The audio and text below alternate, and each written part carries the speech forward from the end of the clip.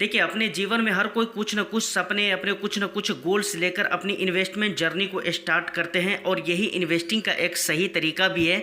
अपने कुछ न कुछ एम को लेकर, कुछ न कुछ गोल्स को लेकर आप उसके मुताबिक ही इन्वेस्टिंग स्टार्ट कीजिए।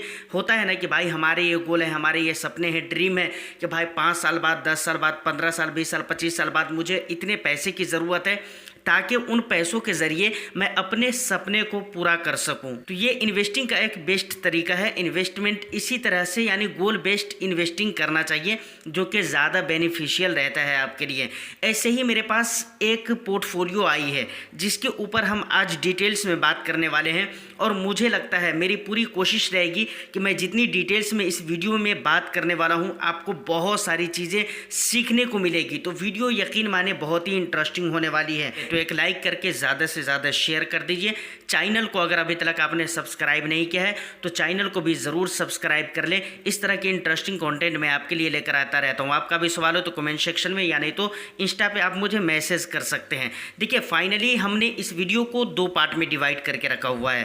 पहले पार्ट में इन्होंने 10 फंड के बारे में बताया है, 10 फंड जिसमें से 5 फंड ये ले चुके हैं और 5 फंड है जिसमें से 2 फंड इनको और भी लेना है इन्होंने जैसा कहा है। प्लस इनका जो क्या कहते हैं टाइम पीरियड है वो 12 साल है और 70 लाख रुपये इनके गोल्स है कि भाई 70 लाख रुपये मुझे बनाने हैं। समझ रहे कि नहीं। जो 5 फंड ये ले चुके हैं सारे ही फंड में 1-1 हज़ार रुपये की SIP चल रही है। 2 फंड और भी लेंगे तो लगभग उन दोनों में भी 1-1 हज़ार रुपये की SIP चलेगी। तो इसके ऊपर हम डिटेल्स में बात करेंगे। तो इस वीडियो में मैंने कहा ना 2 पार्ट है। पहले पार्ट में हम फंड के सिलेक्शन के ऊपर बात करेंगे, इनकी पोर्टफोलियो में जो फंड है वो भी मैं आपको दिखलाऊंगा, प्लस 2 फंड कौन लेना चाहिए इसके ऊपर मैं अपना ओपिनियन भी रखूंगा। उसके बाद हम कैलकुलेशन के ऊपर आएंगे कि किस तरह से इन्वेस्टमेंट करेंगे, कितने अमाउंट का मंथली इन्वेस्टमेंट होना चाहिए, कितने का लमसम होना चाहिए, कैसे करेंगे, कितने % का रिटर्न्स मिलेगा। तो वहाँ पर हमारा जो गोल है 70 लाख रुपये का या इनका जो गोल है 70 लाख रुपये का वो कंप्लीट हो सकता है।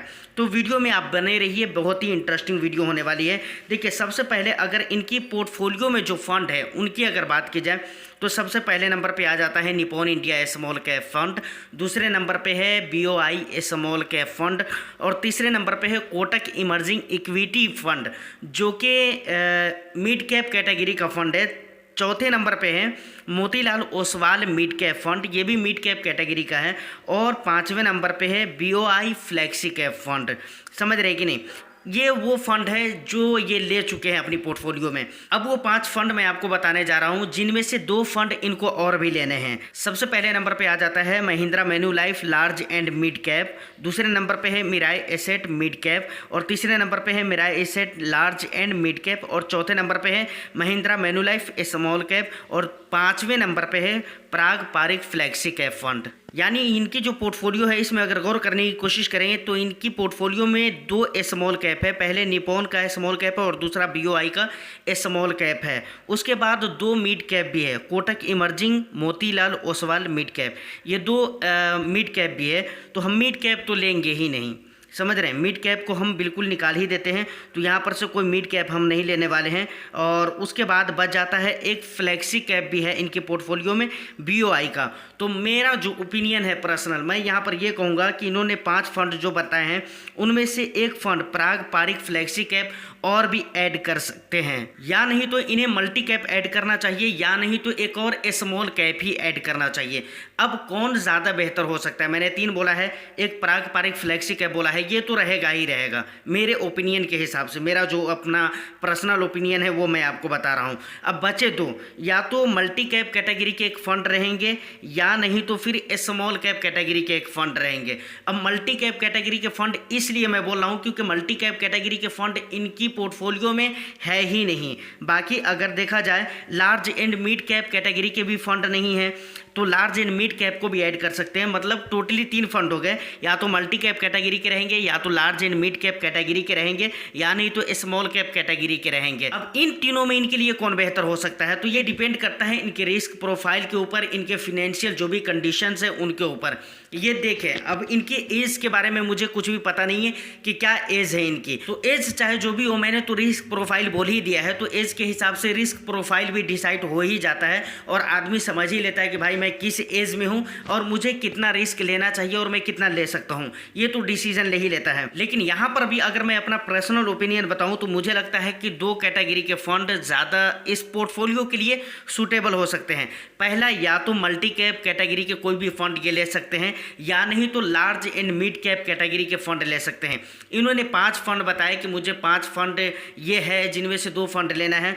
उनमें है क्या कहते हैं, मिराई एसेट का है एक लार्ज एंड मिड कैप, एक महिंद्रा मैन्युलाइफ का लार्ज एंड मिड कैप। अगर large and mid cap category के फंड आप लेते हैं तो Mahindra Manulife large and mid cap आप ले सकते हैं। मिराई एसेट का भी ठीक ठाक है, तो आप दोनों में से कोई भी ले सकते हैं, दोनों ही फंड बहुत ही अच्छे हैं। या नहीं तो आप मल्टी कैप कैटेगरी से कोई फंड ले सकते हैं, जैसे कॉन्ट एक्टिव फंड वगैरह हो गया। इसके अलावा और भी कई सारे आपको मल्टी कैप फंड मिल जाते हैं जो कि बहुत ही बेस्ट है। तो उनमें से देखिए आपको जो भी पसंद लगता है आप ले सकते हैं। तो फाइनली इनकी पोर्टफोलियो में 5 फंड तो पहले ही है। 2 फंड के बारे में इन्होंने कहा था कि 2 फंड मुझे और भी लेना है, जिसके लिए 5 फंड इन्होंने कहा था। तो उनमें से एक फंड मैंने लिया है पारंपरिक फ्लेक्सी कैप फंड, और दूसरा भी मैंने ले ही लिया है। अगर large and mid cap category का फंड चाहिए तो मैंने महिंद्रा मैन्युलाइफ या फिर मिराई एसेट, दोनों ही फंड अच्छे हैं, तो दोनों में से कोई भी ले सकते हैं। या नहीं तो एक और भी बात मैंने कही है जो इनकी पोर्टफोलियो में नहीं है और इन्होंने लिखा भी नहीं है, वो मैंने क्या बताया है, मल्टी कैप कैटेगरी के फंड। अब दूसरी जो इंपॉर्टेंट बात आती है, इन्होंने कहा है कि हर फंड के अंदर मुझे 1,000 रुपये की SIP करनी है। तो टोटल 7 फंड हो जाते हैं, मतलब 7,000 की मंथली SIP चलेगी। लेकिन हर फंड में 1,000 रुपये की SIP, ये थोड़ा सोचने वाली बात ज़रूर है। बहुत सारे इन्वेस्टर्स की पोर्टफोलियो देखता हूँ तो उनकी पोर्टफोलियो में सेम एलोकेशन किए गए हैं, मतलब एक्सपोजर किए गए होते हैं अलग अलग फंड में, जो कि बराबर बराबर होते हैं। ऐसा आपको नहीं करना चाहिए। देखिए, आप अपने रिस्क एपिटाइट को देखिए, आप अपनी कंडीशन को देखिए, फिनेंशियल सिचुएशन को देखिए, और ज़रूरी नहीं, हम बंटवारा नहीं कर रहे हैं 7 लोगों में कि 7 लोगों में बराबर बराबर देना ज़रूरी है। अगर आपका रिस्क प्रोफाइल हाई है तो आप अपने प्रोफाइल के अकॉर्डिंग आपके पोर्टफोलियो में जो स्मॉल कैप है उसमें आप एक्सपोजर बढ़ा सकते हैं, ज़्यादा पैसे लगा सकते हैं। 1000 की जगह आप 1500 कर सकते हैं। जैसे लार्ज एंड मिड कैप में आप 500 रुपये डाल सकते हैं। फिर फ्लैक्सी कैप में आप 1000 रुपये 1500 रुपये ही डालिए। रीज़न ये है कि फ्लैक्सी कैप जो होते हैं वेल डाइवर्सिफाइड होते हैं। वो फंड मैनेजर के मूड माइंड के ऊपर होता है कि वो जहाँ पर ज़्यादा रिटर्न्स बन सकता है, उनको ऐसा समझ में आ गया, वहाँ पर वो अपने पैसे लगाएंगे। तो बराबर रखना ज़रूरी नहीं है। तो फाइनली वीडियो में यहाँ तक फंड सिलेक्शन का जो भी काम था वो पूरा हो चुका है। वीडियो अगर अच्छी लगी रही है तो एक लाइक कर दीजिए और चैनल को सब्सक्राइब भी ज़रूर कर लीजिए। अब हम देख लेते हैं 7,000 की इनकी मंथली SIP होगी। अब ये जिस तरीके से SIP करें इनके ऊपर डिपेंड करता है। हर फंड में बराबर बराबर करें या कम ज़्यादा करके करें अपने रिस्क प्रोफाइल के हिसाब से, ये इनके ऊपर डिपेंड करता है। हम तो यही मानकर चलेंगे कि 7,000 रुपये की SIP हो रही है। अब 12 साल में कैसे 70 लाख रुपये बन सकते हैं, इस कैलकुलेशन को देख लेते हैं। तो इसके लिए हम चलते हैं SIP कैलकुलेटर के ऊपर। यहाँ पर ग्रो का SIP कैलकुलेटर मैं ऑन कर चुका हूँ। यहाँ पर मैं 7,000 रुपये ऐड कर देता हूँ, है ना। चलिए, 7,000 रुपये मैंने ऐड कर दिया है और मैं मान लेता हूँ कि इनको 12-14 नहीं बल्कि 15% का रिटर्न्स मैं मान कर चलता हूँ। देखिए, ये रिटर्न्स फिक्स नहीं होते हैं, लेकिन मैं मान कर चलता हूँ। टाइम पीरियड हम डाल देते हैं कितने, 12 साल। तो इस हिसाब से अगर देखा जाए तो इनके जो टोटल इन्वेस्टेड अमाउंट हो जाते हैं वो यहाँ पर आ रहे हैं। टोटल इन्वेस्टेड अमाउंट हो जाते कितने, 10,08,000 रुपये हो जाते हैं। उस पर जो मिलने वाले रिटर्न्स होते हैं वो कितने होते हैं, 18,17,092 रुपये। और टोटल वैल्यू कितना हो जाता है, यानी इन्वेस्टेड अमाउंट और उसके बाद रिटर्न्स मिलाकर 28,25,092 रुपये। देखिए, अब इन्होंने कहा है कि भाई बीच बीच में मैं लमसम भी करूंगा। अब लमसम ये कितना करेंगे ये इनके ऊपर डिपेंड करता है, उसको मैं लेकर नहीं चलता हूं। और मैं आपसे भी कहना चाहता हूं सर कि आप जितना भी लमसम करेंगे अपने हिसाब से कैलकुलेट करके आप देख लीजिएगा। तो उस चीज़ को मैं लेकर नहीं चल रहा हूँ। तो यहाँ पर ये चीज़ फाइनल हो जाता है कि अगर आप 7,000 रुपये की SIP करते हैं तो 12 साल में आपके जो गोल हैं 70 लाख रुपए के, वो कंप्लीट नहीं हो पाते हैं। जबकि मैंने 15% का रिटर्न्स पकड़ कर चला है। और ये रिटर्न्स मैंने कह दिया कि फिक्स भी नहीं है, ज़्यादा भी हो सकते हैं, कम भी हो सकते हैं। उसके बाद अब एक और भी ऑप्शन बचता है, वो क्या है, स्टेप अप SIP का। अब ज़रा हम देख लेते हैं। अब यहाँ पर मैंने स्टेप अप SIP ऑन करके रखा हुआ है। यहाँ पर मैं SIP कर देता हूँ, कितने, 7,000 की SIP रहेगी। उसके बाद अनुअल स्टेप अप जो रहेगा वो कितने % का रहेगा, 10% का रहेगा। उस पर जो मिलने वाले रिटर्न्स होंगे वो कितने % मैं ले लेता हूँ, यहाँ पर भी 15% मैं कर देता हूँ। टाइम पीरियड को मैं कितने साल, 12 साल हमें लेकर चलना है, तो 12 साल मैं यहाँ पर कर देता हूँ, सॉरी ये 40 साल हो गया है, 12 साल मैंने कर दिया है। तो इस हिसाब से भी देखें कि अगर 7,000 रुपये के SIP करते हैं, उसमें हम स्टेप अप SIP करेंगे अनुअलाइज तौर पे कितने परसेंट का, 10% का करेंगे, और एक्सपेक्टेड रिटर्न्स हम कितने परसेंट का मानकर चलते हैं, 15% का मानकर चल रहे हैं। तो इस हिसाब से 12 साल तक अगर हम करते रहे हैं इन्वेस्टमेंट, तो देखिए टोटल इन्वेस्टेड अमाउंट कितने हो जाते हैं, 17,96,280 रुपये।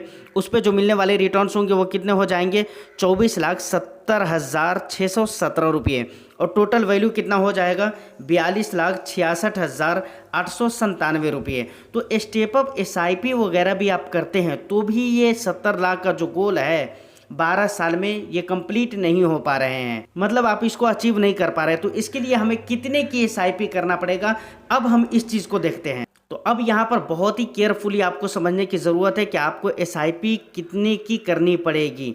देखिए यहाँ पर मैं 17,400 रुपये की SIP लेकर चलूँगा, समझ रहे कि नहीं, 17,400 रुपये की SIP मैं जो एक्सपेक्टेड रिटर्न्स है वो 15% ही यहाँ पर मान कर चलता हूँ, ये कम ज़्यादा हो सकते हैं, समझ रहे हैं ना, तो वहाँ पर कैलकुलेशन चेंज हो जाएगा। टाइम पीरियड 12 साल ही मैं लेकर चलता हूँ, चलिए 12 साल मैंने कर दिया है। तो इस हिसाब से अब अगर आप देखेंगे तो आपके टोटल इन्वेस्टेड अमाउंट 25,05,600 रुपये हो जाते हैं। उस पर जो मिलने वाले एस्टिमेटेड रिटर्न्स होंगे वो कितने होंगे, 45,16,772 रुपये, और टोटल आपको जो मिलेगा 12 साल बाद वो होगा 70,22,372 रुपये। देखिए अब यहाँ पर एक चीज़ और भी कहना चाहूँगा, जो बात क्लियर है, यहाँ पर अगर आप 7,000 की बीच बीच में आपने कहा कि मैं लमसम करूंगा, तो कितना करेंगे ये आपको, जिस तरह से आप लमसम करेंगे उसके हिसाब से कैलकुलेशन चेंज हो जाएगा। लेकिन यहाँ पर एक चीज़ मैं क्लियर करना चाहूँगा कि आप 7,000 8,000 की SIP से अगर 12 साल में चाहते हैं कि हमारे को कॉर्पस बन जाए 70 लाख रुपये का, तो सर ये अगर मैं आपको झूठी तसल्ली दूं तो ये ठीक ठाक नहीं होगा। इसलिए मैं आपको क्लियर बता रहा हूं कि ये पॉसिबल नहीं है। या नहीं तो आपको SIP अमाउंट बढ़ाने पड़ेंगे, या नहीं तो आपको स्टेप अप अमाउंट बढ़ाने पड़ेंगे, या नहीं तो आपको लमसम वगैरह जो भी ऐड करेंगे उसको बहुत ज़्यादा करके ऐड करना पड़ेगा, तब जाकर ये गोल कंप्लीट हो सकते हैं। ओनली अगर आप 7,000 की SIP से चाहते हैं कि ये गोल कंप्लीट हो जाए जैसा कि आपने कहा है, और थोड़ा बहुत का लमसम करके, तो ऐसा नहीं। देखिए क्लियर आदमी को जब बता दिया जाता है ना, झूठी तसल्ली अगर मैं आपको दे दूं और वो चीज़ पॉसिबल ही नहीं है, तो आप भी क्या सोचेंगे और आपके ऊपर भी क्या प्रभाव पड़ेगा। इसलिए मैं चाहता हूं कि मैं आपको क्लियर बता दूं, और मैंने बता भी दिया है। रीज़न ये है कि अगर आपको क्लियर जब पता रहेगा ना, तो उसके हिसाब से आप हो या कोई और भी हो, जो भी व्यूअर्स इस वीडियो को देख रहे हैं उनको मैं कहता हूँ कि आपको जब क्लियर पता चलेगा तो आप अपने हिसाब से उसके लिए प्रिपेयर रहने की कोशिश करेंगे, और उसके लिए जो भी तैयारी हो सके पूरी मुमकिन कोशिश करेंगे और उसकी तैयारी करने की कोशिश करेंगे आप। तो फाइनली यहाँ पर आप 17,400 की SIP कर सकते हैं, या नहीं तो आप SIP अमाउंट 17,400 से कम करके कुछ स्टेप अप वगैरह आप ज़्यादा कीजिए, या नहीं तो कुछ भी बीच वगैरह में भी पैसे ऐड करते हैं या गिरावट के टाइम पे पैसे ऐड करते हैं, तो ज़्यादा पैसे आप ऐड करिए, उसके बाद आप इस गोल को ज़रूर कंप्लीट कर लेंगे। तो फाइनली मुझे लगता है कि इस पोर्टफोलियो के लिए जो भी ज़रूरी बातें थी वो सारी बातें मैंने बता दी है। आप इन तमाम तर बातों के बारे में, इन तमाम तर चीज़ों को कैसे देखते हैं, क्या सोचते हैं, आप अपना वैल्यूएबल फीडबैक कमेंट सेक्शन में ज़रूर दीजिएगा। उम्मीद करता हूँ कि वीडियो आपको अच्छी लगी हो। वीडियो अगर अच्छी लगी है तो एक लाइक कर दीजिए, शेयर कर दीजिए। चैनल को अगर अभी तक आपने सब्सक्राइब नहीं किया है तो चैनल को भी ज़रूर सब्सक्राइब कर लें। मैं फिर मिलता हूं किसी नेक्स्ट एंड इंटरेस्टिंग वीडियो में। जब तक के लिए all the best. Thank you for watching.